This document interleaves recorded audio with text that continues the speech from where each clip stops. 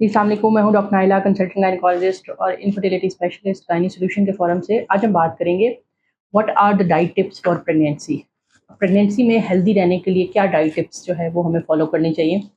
इसमें से आप में से बहुत सारे लोग शायद ये समझ रहे होंगे कि मैं आपको ये कहूँगी कि आप बहुत ज़्यादा खाएँ प्रेगनेंसी के अंदर तो फिर आप हेल्दी रहेंगे।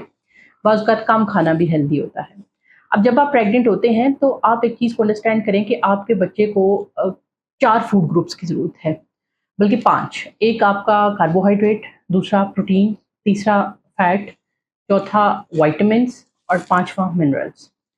अब हमारी खुराक को अगर आप देखें तो उसमें जो बच्चे को मिनिमम अमाउंट में जो चाहिए है, वो चाहिए है शुगर, और मिनिमम अमाउंट के अंदर वो चाहिए उसको चाहिए बैड फैट्स, यानी कि डालडा और घी वगैरह ये नहीं चाहिए बच्चे को। लेकिन अगर आप अपनी खुराक को देखेंगे तो आपकी जो खुराक है वो ज़्यादातर मैदा, चावल, चीनी इन चीज़ों पे मुनहसर होगी, जो कि प्रेगनेंसी में, या फ्राइड आइटम्स में, जो कि प्रेगनेंसी में हमें नहीं चाहिए। आप जब प्रेग्नेंट हों तो always consider healthy food. Healthy food क्या है? आई आस्क माय पेशेंट कि आप जब प्रेग्नेंट हों तो आप अपना जो नाश्ता है वो बहुत ही हेल्दी रखें। अब उस हेल्दी नाश्ते में क्या होता है, मैं अपने हर पेशेंट को कहती हूँ कि आप 8 से 10 बादाम रात को सोक करके रखें, सुबह उठते साथ आप बादाम से शुरू करें। हेल्दी फैट्स और प्रोटीन जाएगा आपके बच्चे के लिए। जब आपके ब्लड में जाएगा तो डेफ़िनेटली वो बच्चे तक डिलीवर हो जाएगा। नाश्ते के अंदर आपने एक एग लेना है जो कि कंप्लीट लेना है। एग वाइट इज़ प्रोटीन और एग योक जो है वो बहुत ही हेल्दी फैट्स और कोलीन पे है, और कोलीन बच्चे का ब्रेन डेवलपमेंट में बहुत इंपॉर्टेंट है।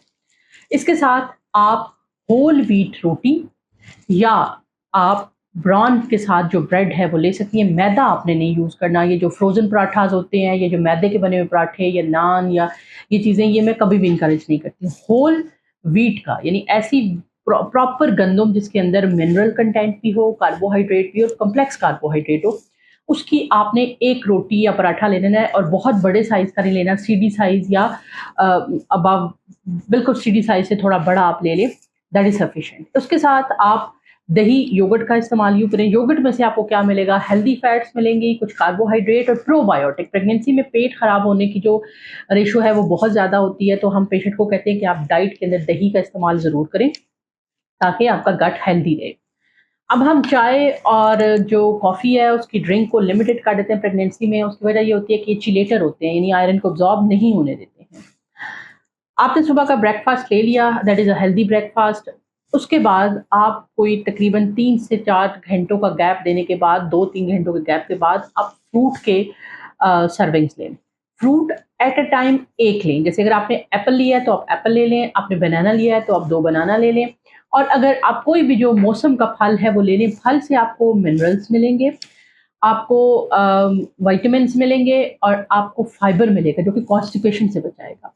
अब यहाँ पे पेशेंट क्या गलती करते हैं, they keep on taking juice. बल्कि मेरे बहुत सारे पेशेंट हैं वो कहते हैं हम नेस्ले का जूस पीते हैं। मैं नेस्ले को इस मतलब पॉपुलैरिटी नहीं करना चाहती उसकी, लेकिन मेरा कहने का मतलब ये है कि जितने भी डब्बे के जूस हैं ये आपके शुगर से भरे हुए हैं, इनके अंदर कोई मिनरल्स या विटामिन्स नहीं होते हैं। आप कोशिश करें होल फ्रूट आप लें, ताकि सारी क्वालिटीज़ उसको मिले, फाइबर भी मिले आपको, मिनरल्स भी मिले, विटामिन्स भी मिले, और जो उसके अंदर शुगर है वो भी आपको मिल जाए। उसके बाद दोपहर के खाने में पेशेंट क्या गलती करते हैं कि आपने सैलेड को ज़रूर लेना है। सलाद जो है वो फिर फाइबर और मिनरल्स और विटामिन्स का सोर्स है। आप होल व्हीट रोटी ले सकते हैं, और बाज़ औक़ात हम पेशेंट को कहते हैं जी हम रोटी नहीं खाने को दिल करता, तो आप 7 टू 10 स्पून्स ऑफ राइस भी ले सकते हैं, दे आर ओके। दाल का इस्तेमाल बहुत अच्छा है प्रेगनेंसी में, फाइबर होता है, कॉन्स्टिपेशन से बचाती है, और मिनरल्स बहुत अच्छी क्वांटिटी के अंदर इसमें होते हैं। इसी तरह से मैं अपने पेशेंट से कहती हूँ कि अचार का, अगर आपका ब्लड प्रेशर हाई नहीं हो रहा तो आप अचार का इस्तेमाल करें। अचार बेसिकली इसके अंदर फर्मेंटेड फूड, और फर्मेंटेड फूड प्रेगनेंसी में बहुत अम, अच्छा समझा जाता है। अपने लिए हेल्दी स्नैक्स बनाएँ, बिस्किट, केक रस या इस तरह की चीज़ें, मैदे की बनी हुई चीज़ें ना इस्तेमाल करें। अपने लिए शामी कबाब मटन के अंदर बना के शाम की स्नैक के लिए आप इस्तेमाल कर सकते हैं। और इसके अलावा आप कोई ग्रैनोला बार, प्रोटीन बार बना के रख सकते हैं, नट्स की कोई बार बना के अपने लिए रख सकते हैं, वो आप लें रात के खाने से पहले। और रात का खाना बहुत हल्का-फुल्का लें, क्योंकि पेट में इतनी जगह नहीं होती है तो बार-बार रिगर्ज होता है। रात को सोने से पहले दूध का ग्लास अगर आपको ब्लोटिंग नहीं करता तो आप ले सकते हैं, लेकिन अगर आप दूध नहीं ले पा रहे हैं तो फिर आप 1 से 2 चम्मच चिया सीड्स पानी के अंदर भिगो के ले लेंगे, तो उसमें भी आपकी काफ़ी हद तक अच्छी कैल्शियम की जो इनटेक है वो हो जाएगी।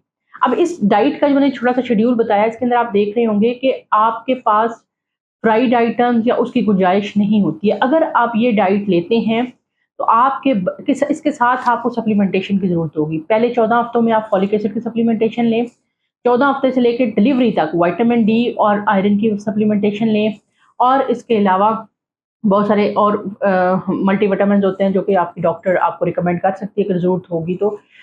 इससे ये मेक श्योर होगा कि, और साथ में आपने शुगर और ब्लड प्रेशर को देखना है और इस स्ट्रेस को अवॉइड करना है, तो automatically you are going to get a very healthy baby जिसका कि ऑप्टिमम न्यूट्रिशन लेवल होगा, और उसने अपने जेनेटिकली जो आपने आईक्यू उसको इनहेरिट किया है वो कम्प्लीटली उसको अटेन करेगा टिल डिलीवरी तक। और फिर डिलीवरी भी अपनी अच्छी जगह पे प्लान करें जहाँ पे मॉनिटर डिलीवरी हो, बजाय इसके कि आपको दर्दे लगा के छोड़ दिया जाए और उसके बाद फिर जो है वो बच्चे को मॉनिटर ना किया जाए। मिलते हैं इंशाल्लाह नेक्स्ट किसी वीडियो में, तब तक के लिए अल्लाह।